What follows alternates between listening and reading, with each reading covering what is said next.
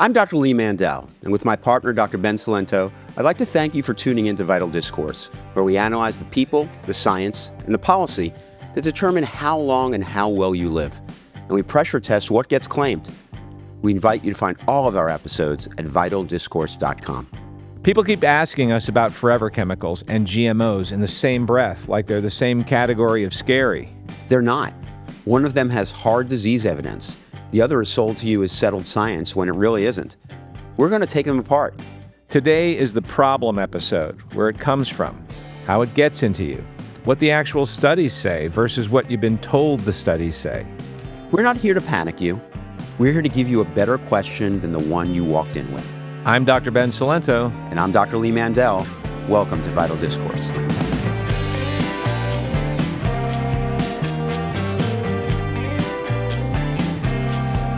Today, two of the scariest phrases in your grocery store, forever chemicals and GMOs. They get lumped together as chemicals in your food, and people are told one is dangerous and the other is settled science. We're going to complicate that. Here's our frame. Forever chemicals are the clear-cut case, with hard disease evidence behind them. GMOs are sold to you as a closed question, safe, studied, move along. We're going to argue that the confidence in that all clear is itself overblown, and that the thing actually worth your attention is the chemical exposure that travels with modern food, especially the kind that disrupts your hormones. We're going to name the studies. We'll let you know where the evidence is strong, where it's thin, and where the honest answer is that nobody has done the long-term work to know. And on this show, we do not know yet is not a reason to relax. For things you put in your body every day, it's a reason to be careful. Let's start with the forever chemicals, PFAS, capital P, capital F, capital A, capital S, which stands for per and polyfluoroalkyl substances.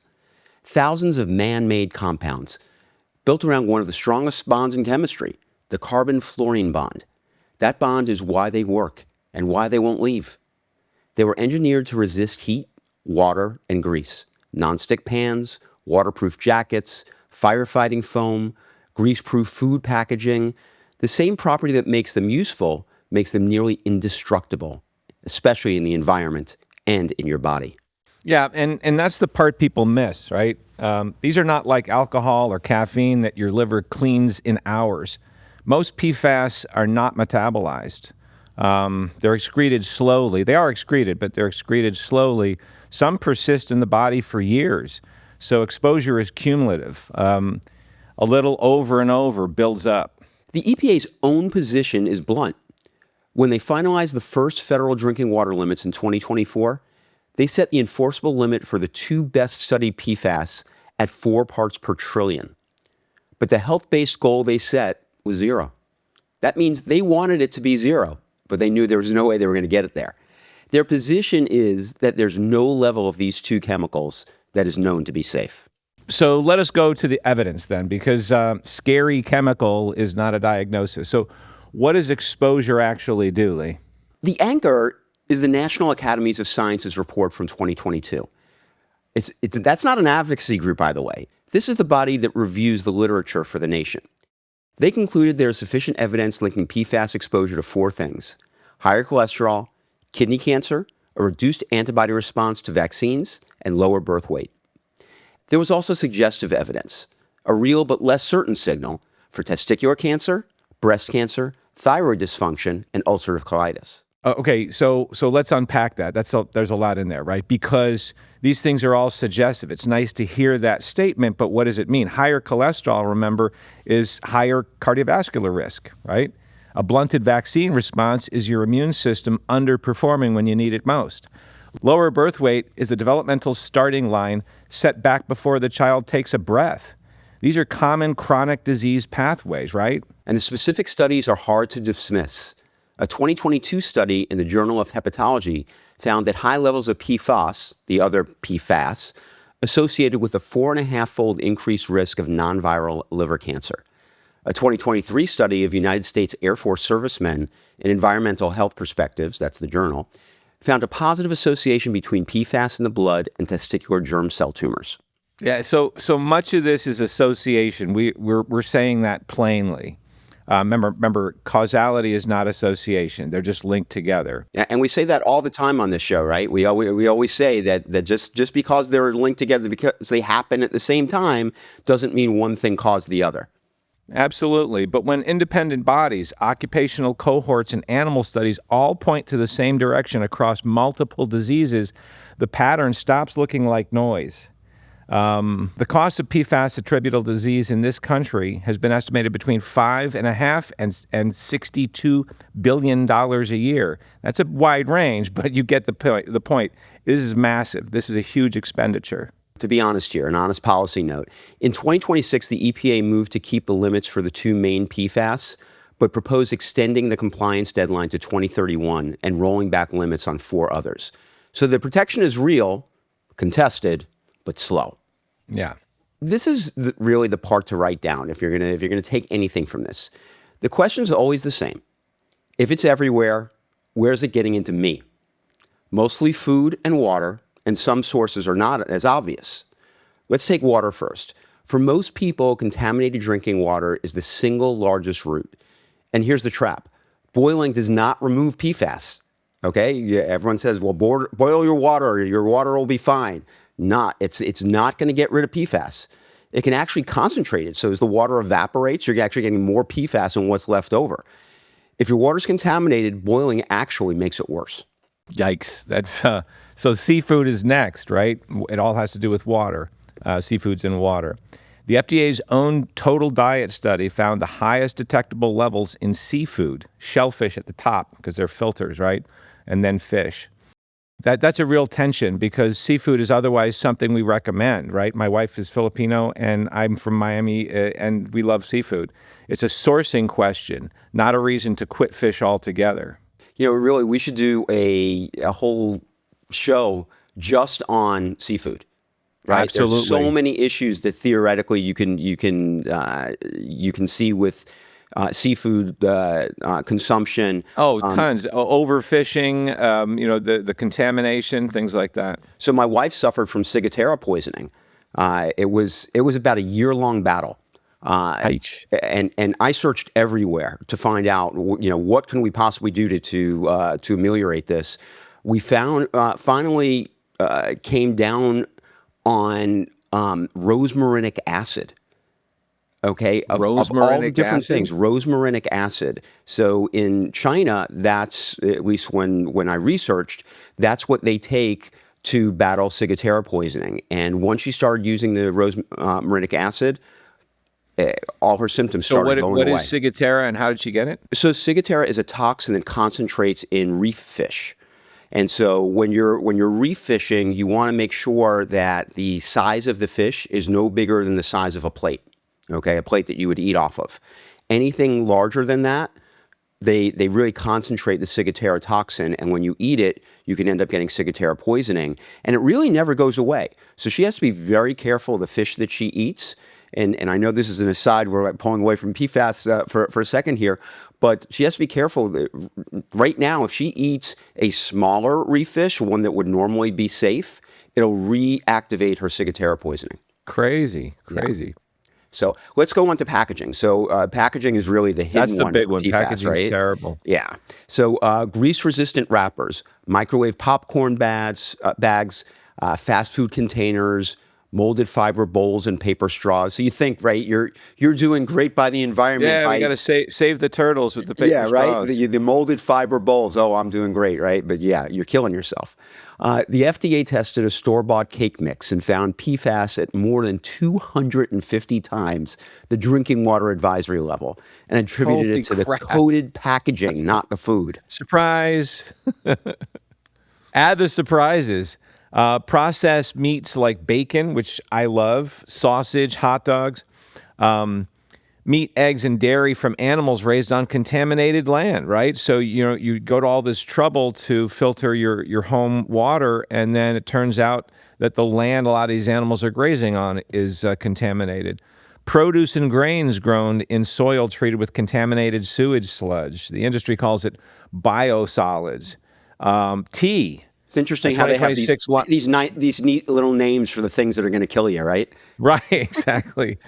A 2026 longitudinal study from USC's Keck School linked tea, processed meats, and food prepared outside the home to rising PFAS levels over time. So eating out, not a great thing. So Ben, as a rancher, is this something that's on your radar? There are websites that you can look at that are based on the county that you live in, and it'll give you a full readout of what contaminants are heavy. But if you're near any sort of industrial plant, you can bet that your water table has some PFAS in it. So my ranch, I looked up my ranch, and there's no getting away from it where I live. But out where my ranch is, I'm nestled into many ranches with very little industry around it. And so actually the water table there is pretty good. Doesn't matter though. I have a well and I have a huge filter, which we'll talk about. I have actually a reverse osmosis filter.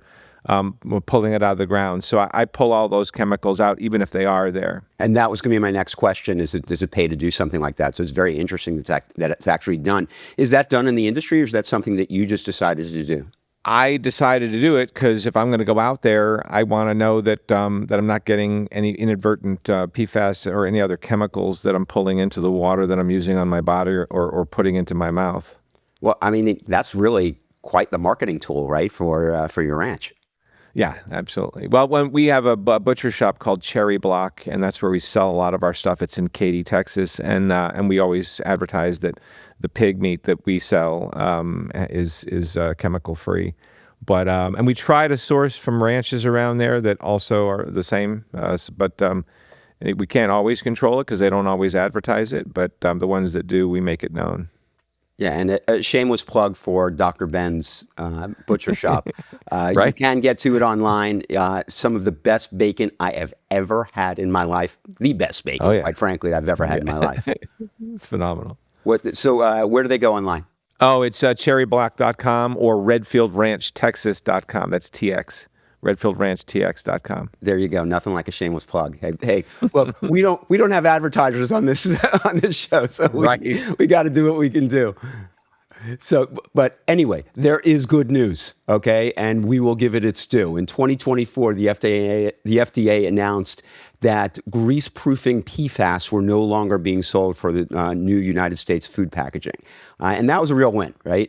But legacy products, imported packaging, and contaminated water and soil don't vanish just because one source closed. The body burden is already in circulation. Yeah, I mean, these are practical moves. And let's be honest, this is a worldwide phenomenon. You're not going to get away from it by going to a rural country or a country with less industry. You do have to know your water and filter it with something rated for PFAS, though. I think that limiting, we're going to try and limit production, but limiting what gets into your body is going to help that. Cut food in grease-proof packaging and microwave popcorn. Just throw them out. Cook more at home. Be deliberate about seafood. Informed but not panicked, right? You don't want to stay home and never eat out because there's a movement now where everybody's trying to limit these things. So eventually, if we all work together, it's gonna decrease. Do you ever do that popcorn bag microwave thing? Yeah, my wife and kids love it. If we're watching a movie at home, they always pop it out. I grab a little bit, but I'm just not a big popcorn guy. But yeah, we do it all the time. It's so easy to do it the old-fashioned way. Just put, I use. So you get the kernels in a bag?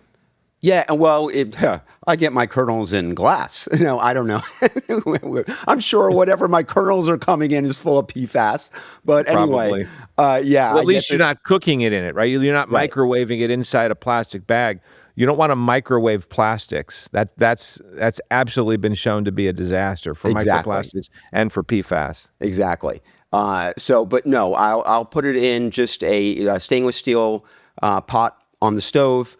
Use some usually avocado oil and do it that way. I'll add the butter in and the salt, and it pops up in literally 5 minutes, and it's amazing. It's as good as, if not better than, the popcorn that you get at the movie theaters.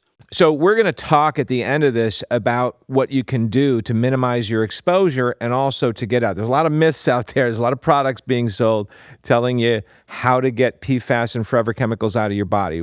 Stay tuned, and we're going to talk about that in a second. But for now, Dr. Lee. Yeah, so that was the tease, right? We got to keep you around, so we're not going to tell you how to get rid of it until the end. So now we're going to go to the topic that everyone says, hey, this is a closed topic, okay? Nothing to see here, move on. Genetically modified organisms or GMOs. And I want to be precise because precision is what lets you be skeptical without being a crank, right? So here is the fair starting point, right? The big reviews, the National Academies in 2016, the World Health Organization, the European Commission looked at the approved, remember, GMO crops on the market and did not find evidence that eating them harms people. We're not going to pretend that the body of work does not exist. But read the claim carefully because the wording matters. No substantiated evidence of harm. That's not the same sentence as proven safe over a lifetime, right? No. You know, those are different statements, and the gap between them is where the skepticism lives. You know, consider how that safety is actually established. Much of it rests on a regulatory concept called substantial equivalence. Substantial equivalence. If the engineered crop looks compositionally similar to the conventional one on a list of measured components, it's treated as equivalent. Now, that's a complete assumption. That's not a long-term health study by any stretch of the imagination. It tells you things they measured matched. That's it. It doesn't tell you about all the things they didn't measure. And the time scale is the problem, right? So the feeding studies behind these approvals are mostly short, often 90 days in rodents, right? So we don't have large, multi-decade, multi-generational human studies on these crops because they're hard, right? They're expensive, and nobody's required to fund them. So the reassurance is built on the short-term data and the absence of an obvious signal, not on long-term proof. It's important. Yeah. The 2016 National Academies report itself, the document people wave around as the all clear, okay, nothing to see here, acknowledged uncertainties and called for better long-term and post-market surveillance. The panel that supposedly closed the question explicitly said the monitoring should continue. That's not the language of settled science. I hate that term settled science anyway, because science is never settled. It's never, It's an ongoing process of skepticism, right? And the technology keeps moving. We've gone from inserting a single gene to gene editing tools like CRISPR. CRISPR is incredibly powerful.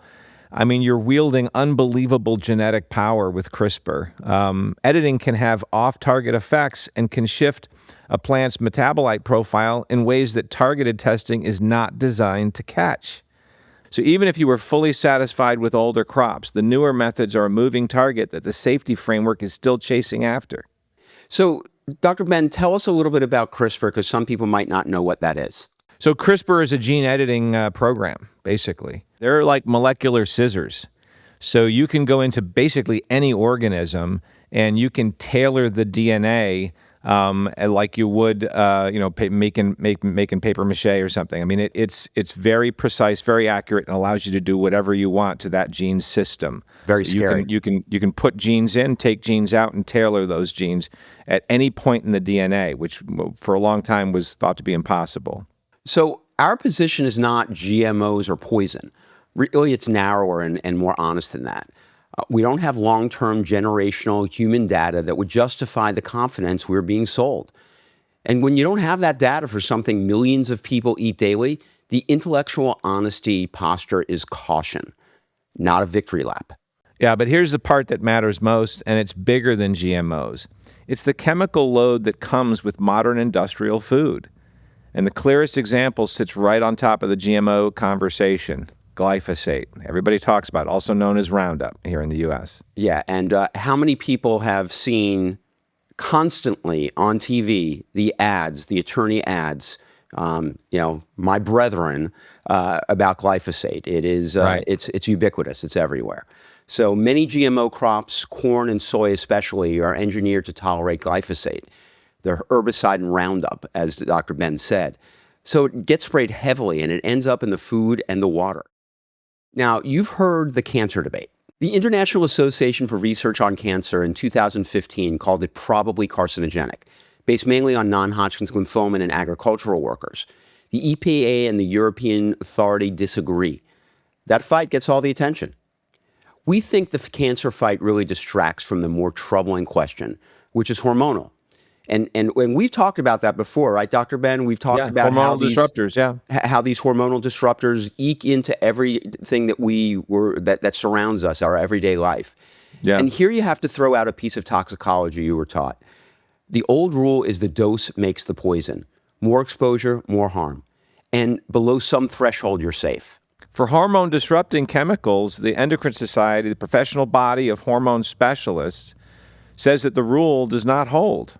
So endocrine disruptors show non-monotonic dose responses. That's a mouthful. Low doses can produce effects that high doses do not predict.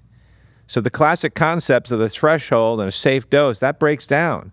They go as far as saying that for some of these compounds, there may be no safe level of exposure. That's kind of an earth-shattering idea, because when policymakers get together, it's very difficult to pull these things completely out of our system, right? The economic system that supports them.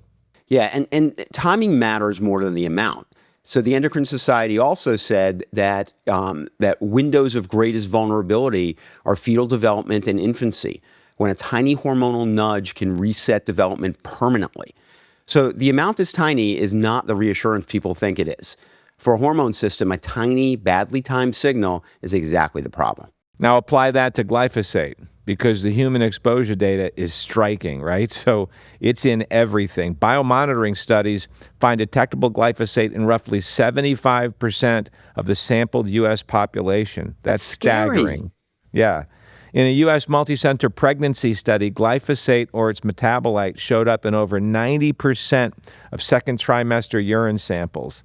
This is not an occupational problem anymore. It is nearly everyone, including pregnant women. It's even in wine. And that's probably the scariest of all, right? Yeah. You don't want it in wine. Not that pregnant women should be drinking wine, but True, I mean, true. I'm just saying it's ubiquitous, and so The effects being reported are hormonal. A 2025 analysis of the National NHANES data found that even low-level glyphosate exposure was associated with disruption across a range of sex hormones. That same pregnancy study linked higher glyphosate to changes in newborn anogenital distance, which is a recognized marker of prenatal hormone exposure. And the authors concluded glyphosate may act as a sex-specific endocrine disruptor. Other work links it to shortened pregnancy and to changes in the gut microbiome. are these associations with limitations? Yeah, and we say so. But notice the shape. So ubiquitous exposure in pregnant women of a compound that human and animal studies repeatedly flag as hormonally active, evaluated against a regulatory framework that the hormone specialists themselves say is not built to catch low-dose effects.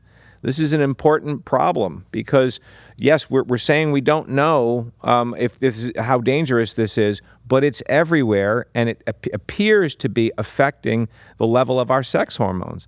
That's not a reason for confidence. That's a reason for caution. Yeah, and if you widen the lens, because this is the real thesis of the episode right here, glyphosate is one example of a general principle. These are synthetic molecules the human body never encountered across evolution. We were exposed to thousands of them, in combination nobody tested together, and the regulatory system mostly evaluates them one at a time at high doses, which is the wrong test for hormonal effects. When you don't have evidence of safety, the absence of a proven harm is not the same as a clean bill of health. So here's where we are. PFAS, the science is damning, and the exposure routes are hidden in plain sight.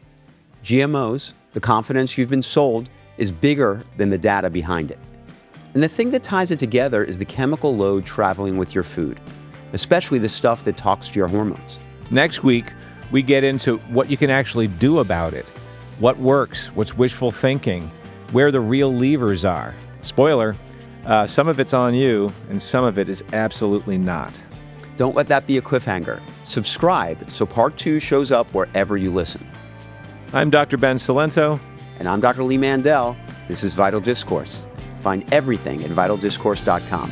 We'll see you next week.